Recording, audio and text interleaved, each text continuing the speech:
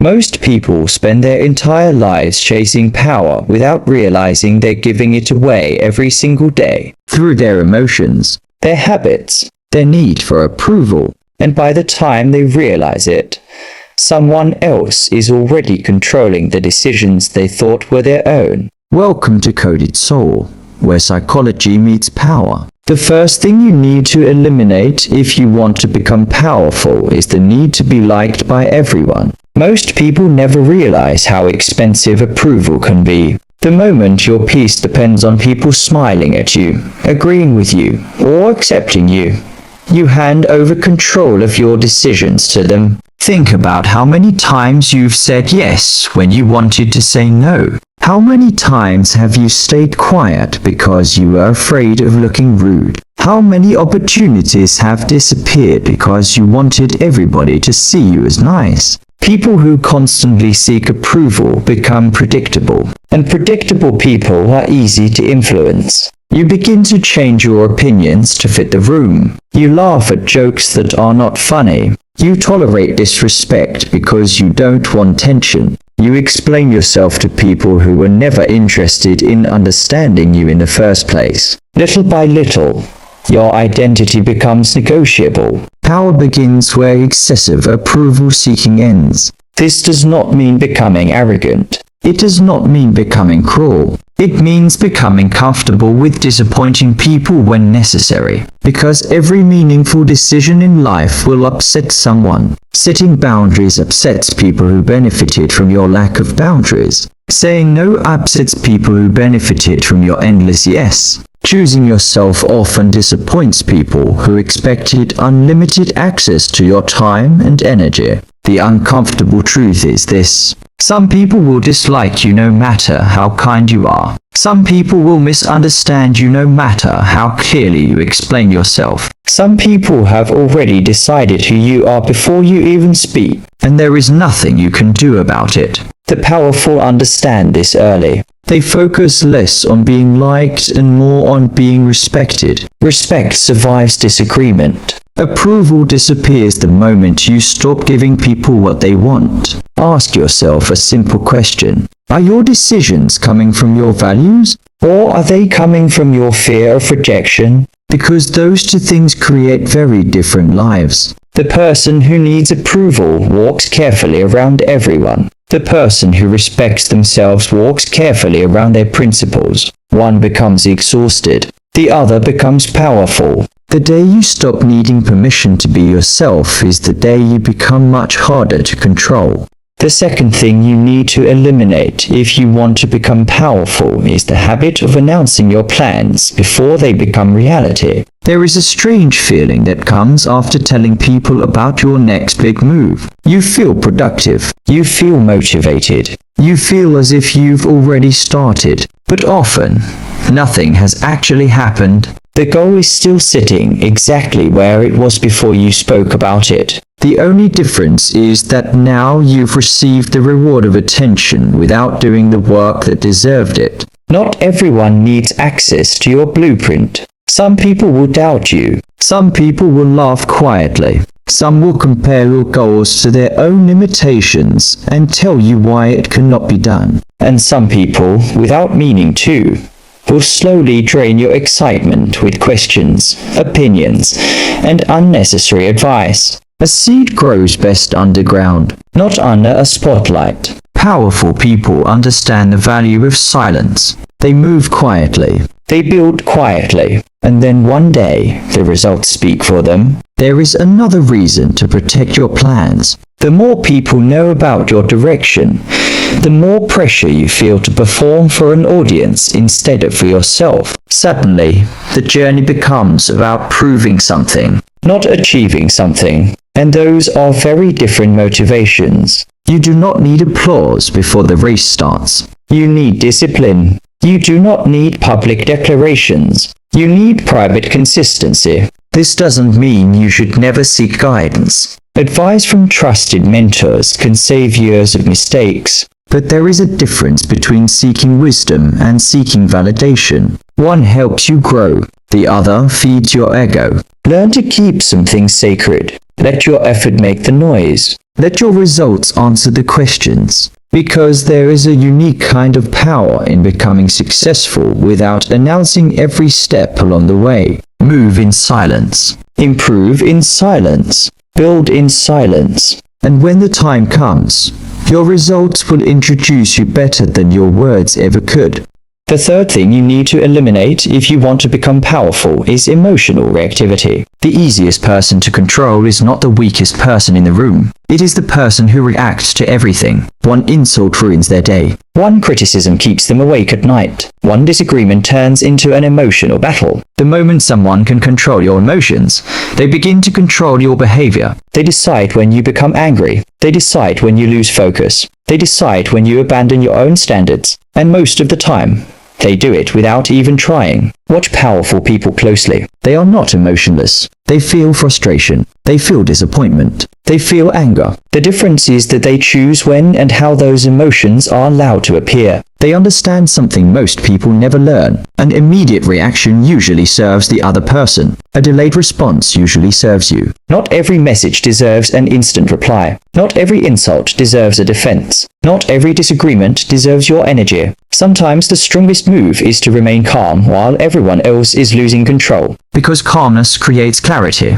and clarity creates better decisions. Think about the last time you reacted emotionally. Did it improve the situation, or did it make you say things you later wished you hadn't said? Emotions make excellent signals, but terrible leaders. Your anger can warn you that a boundary has been crossed. Your fear can warn you that something matters to you, but neither should be allowed to take the steering wheel. Self-control is one of the rarest forms of power. Anyone can shout. Anyone can slam a door. Anyone can send an angry message. Very few people can pause. Very few people can stay composed while being provoked. Very few people can choose discipline over impulse. That is why emotional control stands out. The person who stays calm under pressure immediately appears stronger, wiser, and more confident. Not because they never feel emotions, but because their emotions work for them, not against them. The next time someone tries to pull you into drama, anger, or chaos, ask yourself one question. Am I responding because this situation deserves my energy? Or because someone successfully stole my peace? Because protecting your peace is not weakness. Sometimes it is power in its purest form. The fourth thing you need to eliminate if you want to become powerful is constant availability. Many people believe being available all the time makes them valuable. In reality, it often does the opposite. When your time is available to everyone,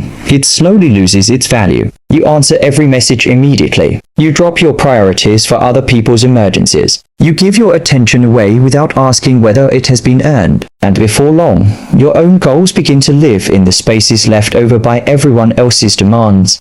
This doesn't mean becoming cold. It doesn't mean ignoring people. It means understanding that access to you should not be unlimited. If someone can interrupt your work whenever they want, they control your focus. If someone can demand your time whenever they want, they control your schedule. If someone can disturb your peace whenever they want, they control your emotions. Boundaries are not walls. They are filters. They decide what deserves entry and what does not. Notice how often people apologize for protecting their time. Sorry, I'm busy. Sorry, I can't make it. Sorry, I need some time to myself. As if protecting your energy requires permission. It doesn't. Your time is one of the few resources you can never earn back. Money can return. Opportunities can return. Time does not. The people who achieve extraordinary things understand this deeply.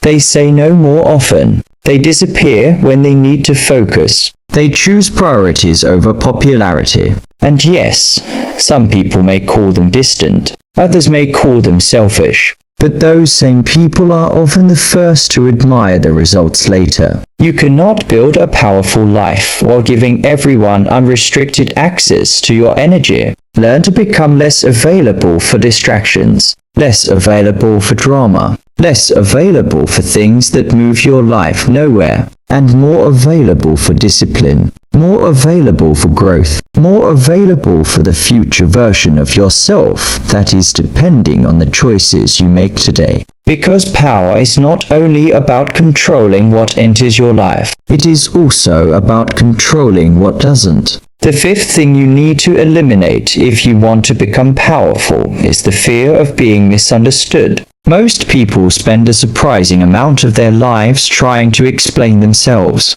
They explain their decisions. They explain their boundaries. They explain their ambitions. They explain why they changed. And sometimes they keep explaining long after the other person has already decided not to understand. There is a difference between communication and seeking permission. One creates clarity. The other creates dependence. Not everyone is supposed to understand your journey. Some people only understand the version of you that was convenient for them. The version that always agreed. The version that never said no. The version that stayed small enough to make them comfortable. The moment you grow beyond that version, confusion often follows. Suddenly you're called difficult. You're called proud. You're called distant. Not because you changed for the worse, but because your boundaries changed the way people could access you. Powerful people learn a difficult lesson. Being misunderstood is sometimes the price of growth. You can explain your intentions perfectly and still be misinterpreted. You can act with kindness and still be criticized.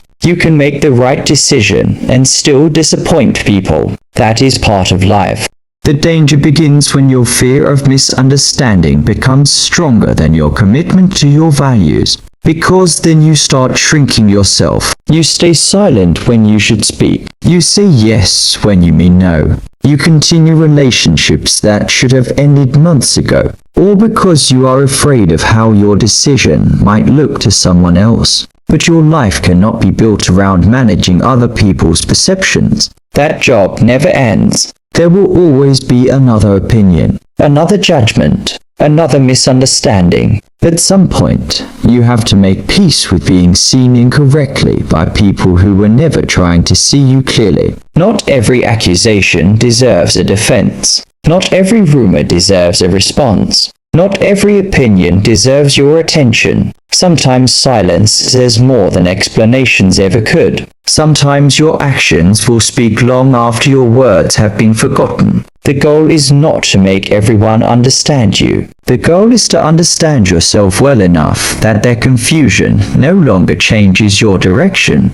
Because power begins the moment you stop asking the world for permission to become who you were meant to be. The sixth thing you need to eliminate if you want to become powerful is the victim mindset. Life is not fair. Some people begin with advantages you never had. Some people receive opportunities you had to fight for. Some people will betray you, disappoint you, and place obstacles in your path that you did not create. These things are real. Ignoring them does not make them disappear. But there is a dangerous question that quietly follows every difficult experience. Why did this happen to me? Stay with that question for too long, and something changes. Your focus moves away from what you can control and toward what you cannot. Your energy shifts from action to resentment, from responsibility to blame, and slowly, without realizing it, you hand your power over to your circumstances.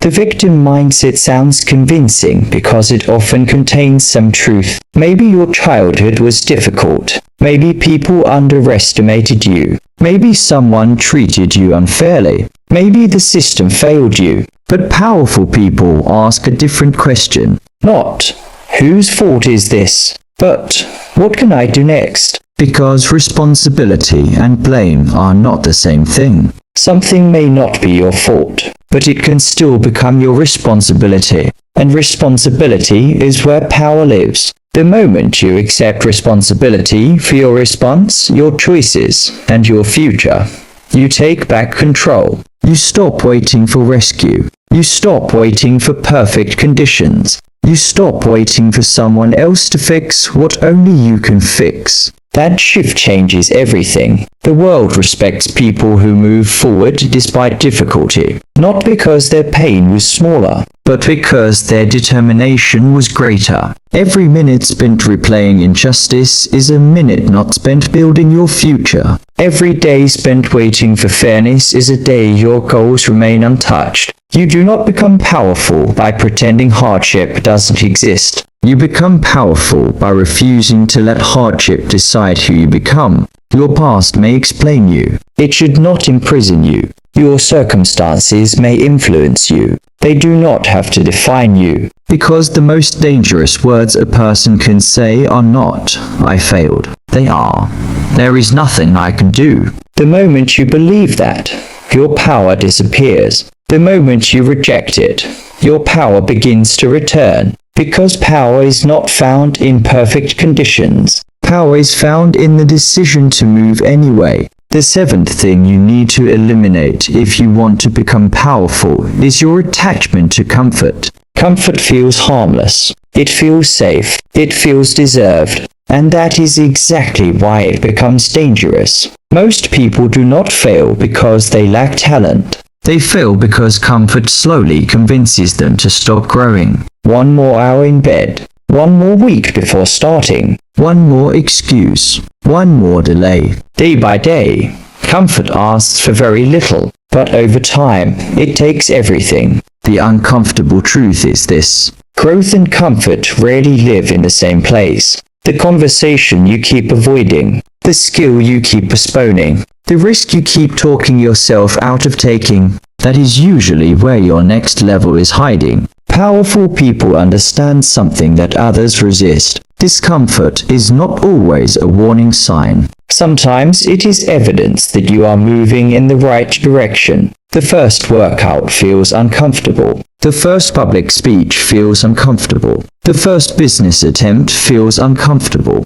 The first time setting boundaries feels uncomfortable. Almost everything that improves your life begins by making you uncomfortable. Meanwhile, comfort asks for nothing. No discipline, no courage, no sacrifice. Only that you stay exactly where you are. And if you stay long enough, comfort becomes a cage that looks like safety. Look closely at the people you admire. Athletes train when they do not feel like training. Entrepreneurs work when motivation disappears. Leaders make decisions even when uncertainty remains. They are not fearless. They have simply stopped treating discomfort like an enemy. They understand that temporary discomfort is often the price of long-term freedom. Ask yourself honestly, what are you avoiding because it feels uncomfortable? The difficult conversation? The new opportunity?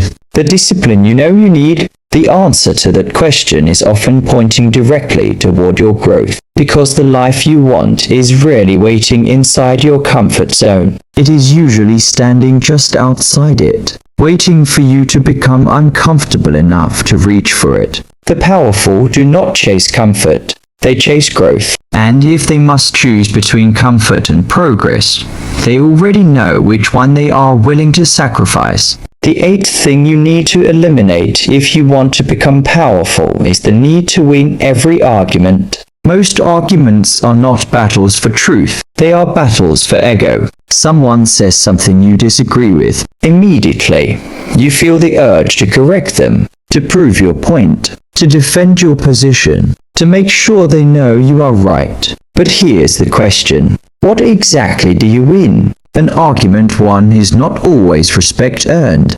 Sometimes, the harder you fight to prove your intelligence, the smaller you appear. Powerful people understand that not every opinion deserves a response. Not every misunderstanding deserves correction, and not every challenge deserves engagement. Some people are not listening to understand you. They are listening for their turn to speak. Others have already made up their minds long before the conversation started. No amount of evidence will change that. No perfect explanation will suddenly make them agree with you. Trying to force understanding on someone who refuses to understand is like trying to fill a cup that is already upside down. Nothing enters. Only your energy leaves. There is strength in choosing your battles carefully. There is confidence in walking away from conversations that led nowhere. And there is power in being secure enough to let someone be wrong about you. Think about the people who truly command respect. They don't rush to defend themselves every time someone disagrees. They don't feel threatened by different opinions.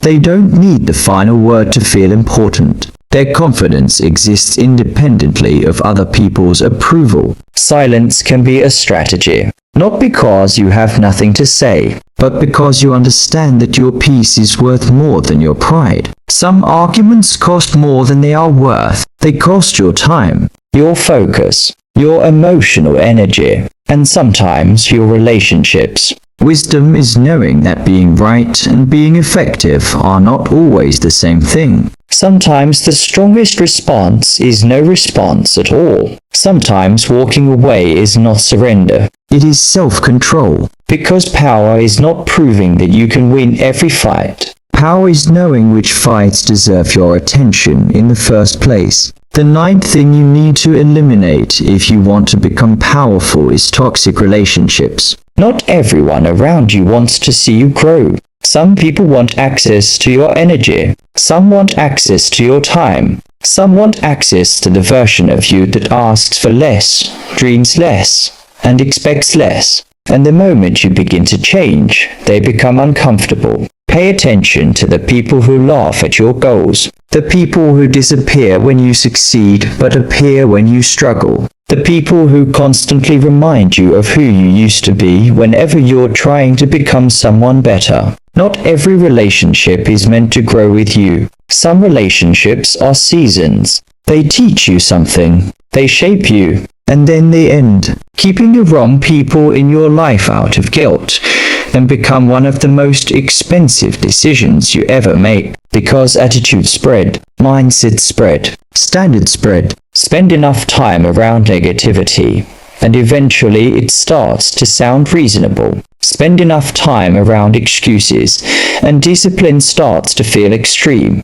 Spend enough time around people who settle for less, and ambition starts to feel uncomfortable. Your environment quietly shapes your future. This doesn't mean you should abandon people during difficult times. Loyalty matters. Compassion matters. But there is a difference between supporting someone and drowning beside them. You cannot save people who are committed to staying where they are. And you cannot build a powerful life while constantly carrying people who refuse to walk for themselves. Sometimes growth requires distance. Sometimes peace requires boundaries. Sometimes success requires difficult decisions about who still has access to your life. That decision is never easy. But neither is spending years becoming smaller just to keep other people comfortable. Look closely at your circle. Who challenges you to improve? Who celebrates your progress? Who inspires discipline, growth, and ambition?